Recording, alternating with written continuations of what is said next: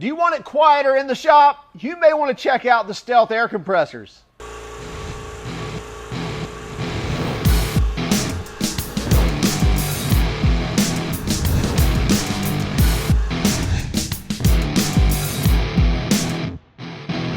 This is the STEALTH 20-gallon Quiet Air Compressor.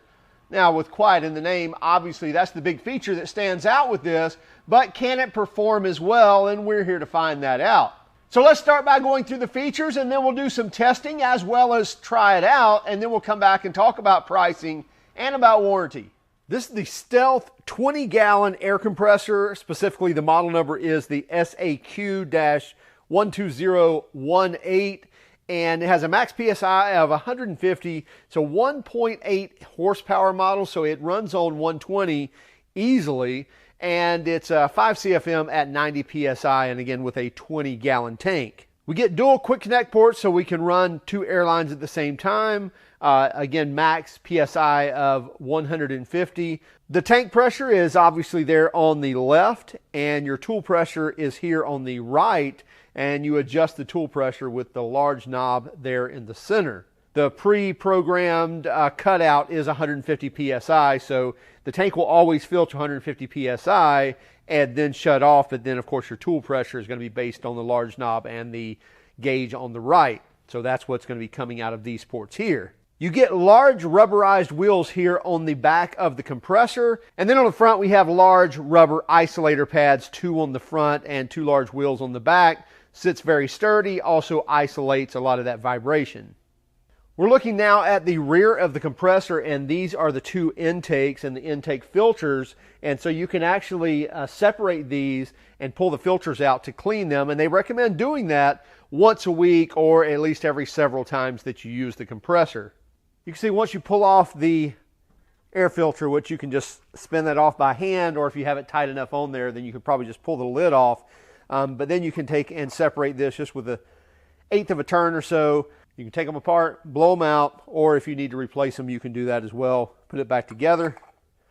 Again, the tongues just go in there, line up and turn, and then you screw this back in. But again, if you have this tight enough with like a wrench, then you could probably take off these lids without having to pull out the whole element. You also get a large rubber grip here on the crossbar that gives you plenty of leverage to lean this thing over on the large wheels and roll it around very easily. And a large metal hook that is actually welded onto the tank. Makes easy storage for your hose or even a large extension cord if you need to.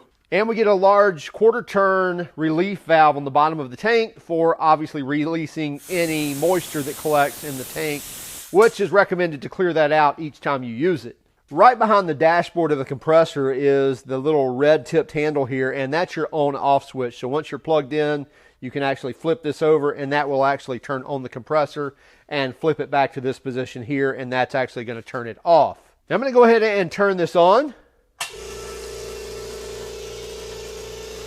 And the glory of this compressor is really how quiet it is. So you can have a normal conversation right next to this compressor and not have trouble hearing each other talk. Walk away 10, 20 feet and you're going to have no trouble at all. It's just a very quiet unit, even though it's putting out a good amount of output or a good amount of pressure. Now when you first start up this compressor, it's recommended that you open up the relief valve at the bottom of the tank. You crank this all the way to the right, so max PSI, and let it run continuously for 30 minutes. Sort of a break-in procedure. Then after that, shut it off, close the valve, crank this all the way to the left, and then let the compressor run until it cuts off, which you'll see this side will stay probably at 0, and this side will go up to about 150 and then cut out. Now while that's still filling up, you will see here the decibel reading right next to the compressor is between 83 and 86. Actually, you see it's at less than 82 when I'm not talking.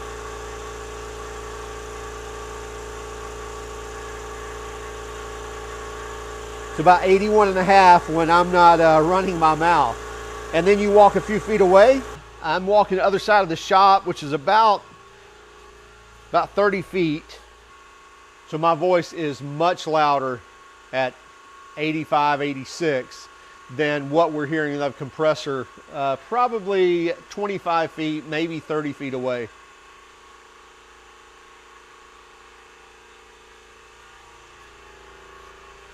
So you can see here it's about to reach cutout. There, now we've reached cutout, so you see our tank is at 150 psi. Our tool pressure is at 0. Now I don't have to have a line hooked up to get tool pressure. I can just crank this, and you can see in a second here I'll get some pressure on here. There we go. So now that's at 30 psi and so forth. So I can crank up and say, well, I want 90 psi going to my impact wrench, and there we have it. So now once I hook up a hose, we'll actually have 90 psi coming out. And it doesn't matter which port I put this in. I'm going to get my 150 psi max output, and now again we've got this set at 90 psi, so that's what output we have going to the hose now. So whatever I hook up to this, whether it's just a blowgun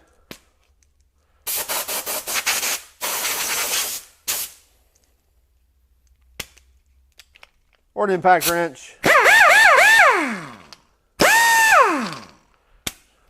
and then obviously if you are wanting to use something that takes quite a bit of continuous CFM, obviously you can still use it, something like this sander.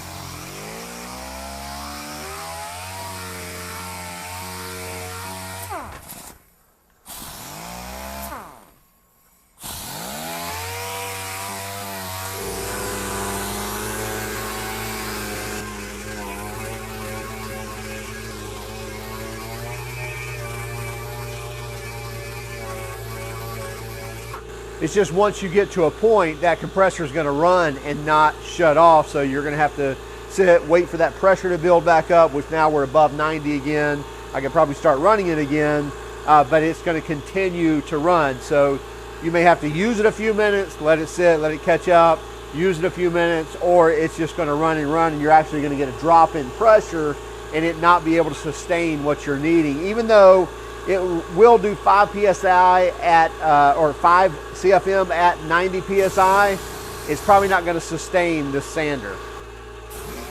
By the way, you can tell I'm not using dust extraction.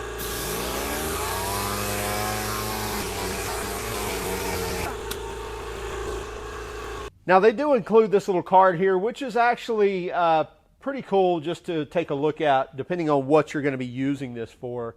And you'll see here the column on the left basically telling you you can continuously use that type of tool. The one on the right is something where you want to use it intermittently. In other words, if you're a painting professional and you're running an HVLP gun continuously, or a paint gun, probably not the compressor for you. You need something with more SCFM, so continuous sustained CFM, or something like a cutoff tool that you're using all the time, or a sander like we just showed. You know, doing small jobs, things like this, this compressor is going to be a great idea for that. But if you're using those types of tools continuously, then again, stepping up to a larger shop compressor is probably for you. But for these other tools, nailers, things like that, this is a great tool for that, because it's just it's using a little bit of pressure every now and then. Grease guns, it doesn't matter if it's brad nail or roof nail or you name it, any types of nailers and staplers. A great idea for that, and still very, very quiet. And as we mentioned, it is recommended after you use it to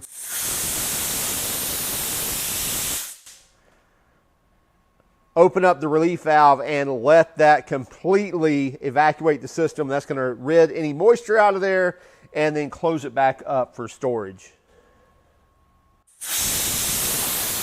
If you're in the business doing auto body work or woodworking, something like that on a big basis, probably not the compressor for you. But if you need to fill tires, run nailers, even use a sander from time to time, a pneumatic sander, as well as a pneumatic impact wrench and things of that sort, then this is a great choice for you, especially if you want it quieter in the shop, because as we showed you, it's a very quiet unit. You can easily carry on a conversation right beside it, and especially 10, 20 feet away, it's even that much easier. It's a very quiet unit. You can find this at stealthcompressors.com. You can also find it on Amazon for $399. And they also carry a lifetime warranty on these compressors as well. So be sure to check it out from the links in the description. Also keep track of us on Instagram, Facebook, Twitter, and even TikTok. And hey, if you don't mind, would you hit that like and subscribe button if you haven't done so already? And by all means, if you hated our video, well, give us a thumbs down. But would you let us know in the comments why? Have a great day.